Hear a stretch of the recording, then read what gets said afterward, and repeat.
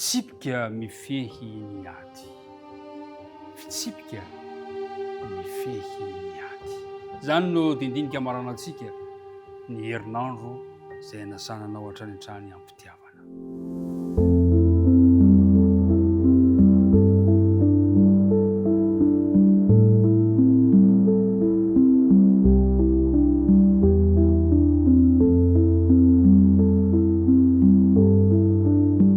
Zoma fa 7 volana martsa miarabantsika rehetra amin'ny anaran'ny Tompo. Tafahoana soamantsara indray misaotra amin'ny fandavan-tena, ny fanoloran-tena, ny fitiavanao manaraka tsy tapaka ity fandarana ity. Hitanay avokoa ianareo, manasa ihany koa nefa ho antsika rehetra rehetra izay mbola liana mba hanaraka izay anjoy izany. Andeha araka hivavaka isika raha hanomboka izao fiaraha-midinika izao. Rainay eo izay any an-danitra ho amasinina anie ny anaranao, ho tonga anie ny fanjakanao ary atao anie ny sitraponao. Misaotra anao indray izahay fa noho ny famondram-ponao no tsy nalandritranay. Misaotra tamin'ny fahasoavanao satria ny fahasoavanao no mbola mahatoy izao anay. Misaotra Tompo ny amin'ny fitiavana tsy hita fetra izay asehonao amin'ny fiainanay. Ankehitriny ary raha handinika ny teninao izahay, tomoera Tompo aty amponay amin'ny alalan'ny fanena masina. Anaran'i Kristy nangatana ny vavaka. Amen. Ny fitsipika mifehy ny ady. Nandritra ny herinandro ny rahantsika dia samy resy lahatra isika fa misy fitsipika napetraka Andriamanitra ny hatrehan'ny fifanandrinana eo amin'ny tsara sy ny ratsy. Indraindray toa misy fetra tsy ahafahan'Andriamanitra mihoatra. Indraindray toa avelan'Andriamanitra raha fomba fijery azy amin'ny olombelona. Toa avelan'Andriamanitra hitranga ny toe-javatra. Misy toe-javatra izay tsy azon'Andriamanitra hidirana toy ny safidintsika tsirairay avy. Fa ny zavatra tena nianarantsika tamin'ny herinandro ity dia ny fahafantarantsika fa ao ambadik'ilay fifanandrinana ifanaovan'ny tsara sy ny ratsy dia misy ilay andrinana izao tontolo izao izay voalaza fa Satana izay mamatotra ny taranak'olombelona.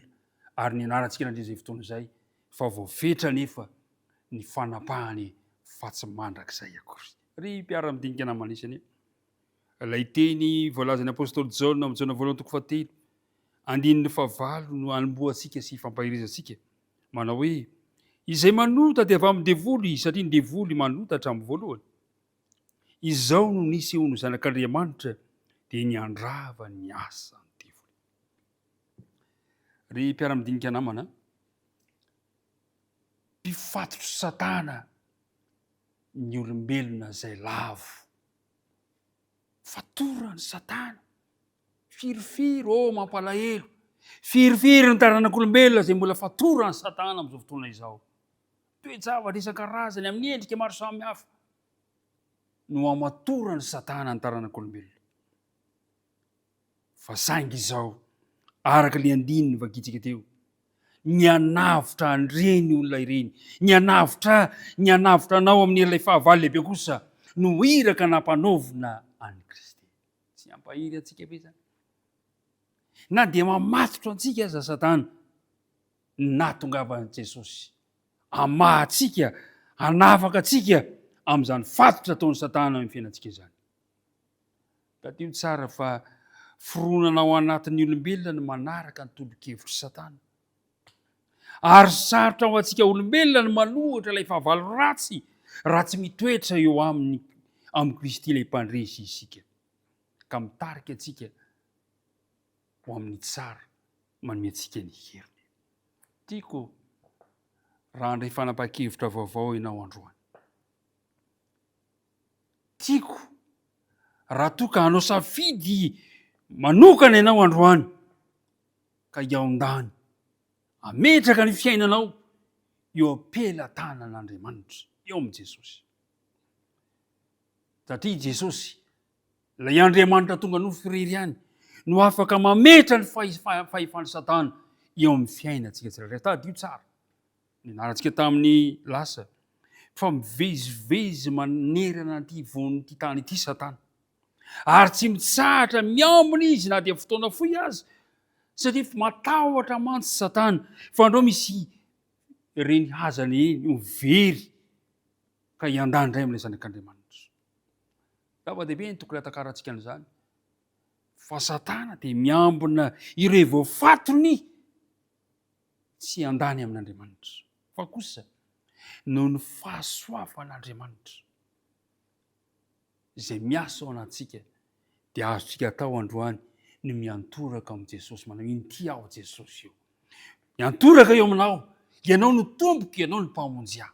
Tiako raha mba raisinao ao am-ponao zany fanapa-kevitra izany. Tadio tsara. Fa rehefa mangataka fanampiana ampanendretena amin'ilay mpandresy antsika isika, ka mino ny fitantanany rehetra, dia azon'i Jesosy ataony manohitra ny Satana sy ny tafony rehetra eo amin'ny fiainanao, eo amin'ny tontolon'ny fiainanao tsirairay. Tadio fa fahavalo fetsy loatra Satana.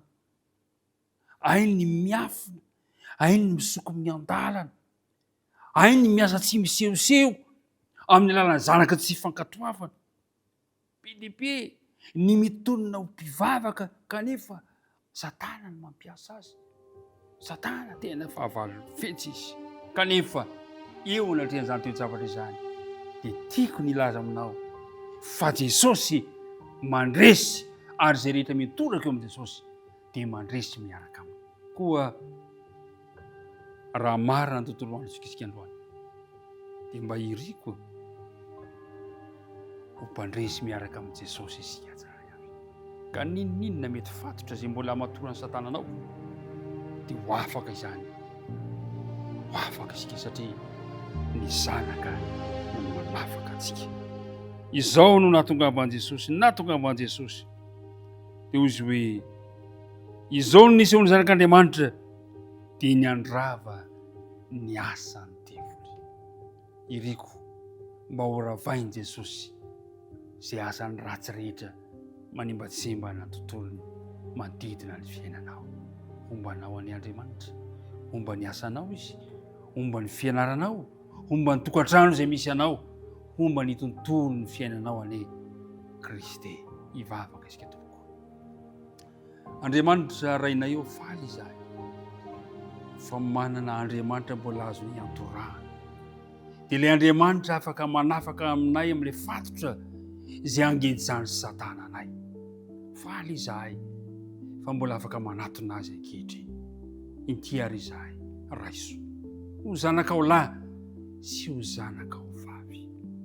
Andriamanitra aza mijery ny tsy fahatanteranay, fa jery kosa milindra fonao sy ny fitiavanao izahay, ka raiso ho zanakao, raiso ho eo akaikinao. Dia mitahena tsirairay avy, mitahia izao mpiara-midinika amiko izao, ianao ane tompo ao homba azy, homba izay mahakasika ny fiainany rehetra. Dia fanirianay raha sitraka ao dia mihaona indray izay amin'ny manaraka amin'ny fanohizana ny fiarahana mandinika ny teninao. Naran'i Kristy nangatana ny vavaka. Amen.